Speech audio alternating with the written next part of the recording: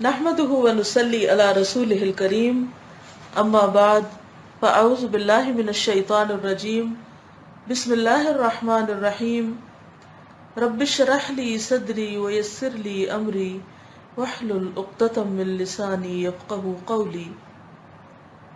احترام انسانیت۔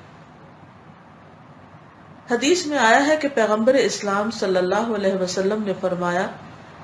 کہ تمام انسان خدا کے عیال ہیں، کنبہ ہیں۔ خدا کے نزدیک سب سے زیادہ اچھا انسان وہ ہے جو اس کی عیال کے ساتھ اچھا سلوک کرے۔ روی عن النبی صلی اللہ علیہ وسلم انہ قال الخلق كلهم عیال اللہ واحب خلق اللہ تعالی الیہ احسنهم دیعا الی عیالہ۔ ریفرنس ہے ادب الدنیا والدین للبصری، 527 صفحہ۔ انسانی سماج یعنی سوسائٹی کی بہتر تعمیر کے لیے ضروری ہے کہ لوگوں کے دلوں میں ایک دوسرے کے لیے احترام پایا جائے، لوگ ایک دوسرے کی عزت کریں، لوگ ایک دوسرے کے قدردان بنے ہوئے ہوں۔ احترام کا یہ جذبہ لوگوں کے اندر کس طرح پیدا کیا جائے؟ اس کا سب سے زیادہ مؤثر اور کامیاب طریقہ یہ ہے کہ یہ حقیقت لوگوں کے ذہن نشین کرائی جائے کہ جس خالق نے مجھ کو پیدا کیا ہے اسی خالق نے دوسرے انسانوں کو بھی پیدا کیا ہے۔ عام طور پر لوگ کیوں نہیں عزت کرتے یا کس کی عزت کرتے ہیں؟ اس کی جس کو وہ جانتے ہیں یا جس سے ان کا کوئی فائدہ وابستہ ہوتا ہے، یا جو ان کے دائرہ کار میں ہوتے ہیں، لوگ جن سے ان کے تعلقات ہوتے ہیں۔ اور کن کی پرواہ نہیں کرتے؟ جو کسی دوسرے رنگ یا نسل یا زبان یا مذہب سے تعلق رکھتے ہوں، ان کے لیے غیر ہوں۔ تو عام طور پر لوگ ان کو دیکھتے ہیں تو سلام تک بھی نہیں کرتے، حتیٰ کہ دیکھتے بھی نہیں، اسمائل بھی نہیں کرتے۔ آج کل میں یہاں پر دبئی وغیرہ میں ہوں تو اکثر ایسا ہوتا ہے کہ میں شام اور عشاء کی نماز جو ہے وہ مساجد وغیرہ میں پڑھتی ہوں، کیونکہ شام کو لے کے جانا ہوتا ہے تو میں خود بھی ساتھ چلی جاتی ہوں۔ الحمدللہ یہاں ایک فائدہ یہ ہے کہ ہر مسجد میں تقریباً خواتین کا انتظام ہے اور بہت ہی عمدہ انتظام ہے، اور ہارڈلی کبھی ایسا ہوا ہے کہ میں وہاں پر نماز پڑھنے والی اکیلی ہوں، کوئی نہ کوئی خواتین وہاں پر ہوتی ہیں۔ اور یہاں چونکہ دبئی میں مختلف رنگ نسل قوم کے لوگ ہیں، لیکن ظاہر ہے کہ جو مسجد میں آیا وہ اتنا تو پتہ ہے کہ وہ مسلمان ہے اور دیندار مسلمان ہے جو کہ نماز پڑھتا ہے۔ لیکن افسوس اس بات پر ہوتا ہے کہ مسجد میں آتے ہوئے لوگ یا جاتے ہوئے، یعنی خواتین خاص طور پر، ایک دوسرے کی طرف دیکھتی بھی نہیں، یعنی اگر آپ سلام کرو تو شاید ان کو سنائی بھی نہیں دیتا، دیکھنا چاہتے بھی نہیں، بات بھی نہیں کرنا چاہتے ایک دوسرے سے، یعنی کوئی کسی سے بات نہیں کر رہا ہوتا اور کوئی کسی کو دیکھ نہیں رہا ہوتا، کوئی کسی سے غرض واسطہ تعلق نہیں رکھتا۔ اس سے مجھے اس قدر افسوس ہوتا ہے کہ وہ حدیث جو ہے کہ تم اس وقت تک جنت میں نہیں جا سکتے جب تک کہ تم ایک دوسرے سے محبت نہ کرو، اور اس میں جو وجہ، جو طریقہ بتایا کہ وہ کیا ہے کہ سلام کو عام کرو، اور پھر یہ بھی حکم ہے کہ جس کو جانتے اس کو بھی سلام کرو، جس کو نہیں جانتے اس کو بھی سلام کرو۔ اس میں بعض اوقات ایسا ہوتا ہے کہ جیسے میں کسی مسجد میں جیسے داخل ہوئی یا کسی گیدرنگ میں داخل ہوئی یا کسی ایسی جگہ پر ہوں کہ جہاں لوگ مجھے بائی نیم نہیں پہچانتے، تو بالکل سلام وغیرہ کوئی تعلق نہیں رکھتے، لیکن جو ہی تھوڑا سا تعارف ہوتا ہے، نام بتاتی ہوں ان کو یا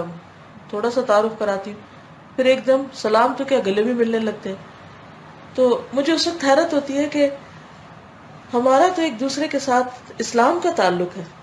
دین کا تعلق ہے، اس میں ہمیں کسی کے نام یا کسی کی پہچان کی وجہ سے تھوڑی اس سے محبت کرنی ہے، ہمیں تو بحیثیت مسلمان ایک دوسرے سے محبت کرنی ہے، اور اگر کوئی مسلمان نہ بھی ہو تو بحیثیت انسان ایک دوسرے کی عزت اور اس کے ساتھ رواداری کا معاملہ کرنا ہے۔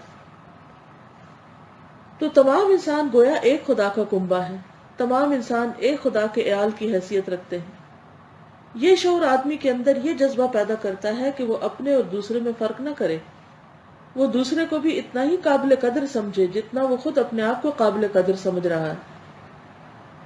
کسی انسان کی تحقیر کرتے ہوئے وہ محسوس کرے کہ میں نے خدائی کنبے کے ایک فرد کی تحقیر کی،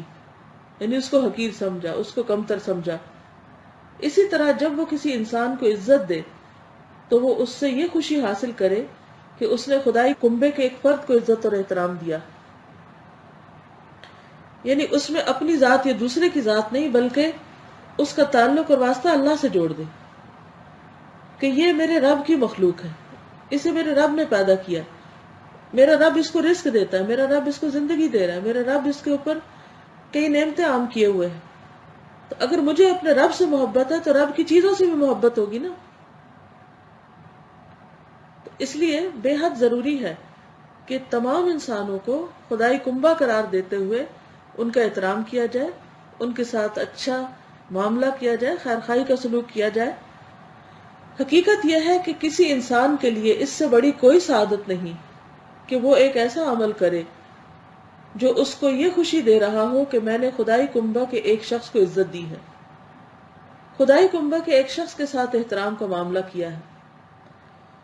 یہ نظریہ ایک طرف آدمی کو خدا کی نظر میں قابل انعام بناتا ہے، اسی کے ساتھ اس کا عظیم فائدہ یہ ہے کہ اس عمل کے دوران انسان کے اندر اعلیٰ احساسات جاگتے ہیں، وہ دوسرے کو عزت دے کر خود اپنے آپ کو ایک باعزت انسان بنا لیتا ہے۔ اور یہ ایک بہت بڑی حقیقت ہے اور بالکل سچ بات ہے کہ عزت اسی کو ملتی ہے جو دوسروں کو عزت دیتا ہے۔ اگر آپ تواضع کے ساتھ پیش آئیں گے، جھک کے ملیں گے، دوسرے کی کیئر کریں گے، خیال کریں گے، اس کے لیے وہی پسند کریں گے جو اپنے لیے کر رہے ہیں، تو آپ دیکھیں کہ معاشرے کا رنگ ہی بدل جائے۔ باہمی تعلقات خواہ وہ گھروں کے اندر ہوں، خواہ وہ اداروں کے اندر ہوں، ایک دوسرے کی قدردانی اور ایک دوسرے کی عزت جو ہے وہ انسان کو بہترین ماحول فراہم کرتی، یعنی اس سے پورا ایک ایٹماسفیئر جو ہے جب وہ چینج ہوتا ہے تو انسان کی خوشی ہوتی ہے اور انسان سکون کے ساتھ باقی کام بھی کر سکتا ہے۔ تو اگر آپ چاہتے ہیں کہ آپ پروڈکٹیو ہوں، اچھے اچھے کام کریں، تو اس کے لیے ضروری ہے کہ اچھا ماحول اپنے آس پاس پیدا کریں، اور اچھا ماحول اسی وقت پیدا ہوگا جب آپ ایک دوسرے کی عزت کریں گے، چاہے وہ بچے ہوں، بڑے ہوں، بوڑھے ہوں، جوان ہوں، چھوٹے ہوں، سب کی عزت۔ تو اللہ تعالیٰ سے دعا ہے کہ وہ ہمیں اس کی توفیق عطا فرمائے۔ وآخر دعوانا ان الحمد للہ رب العالمین۔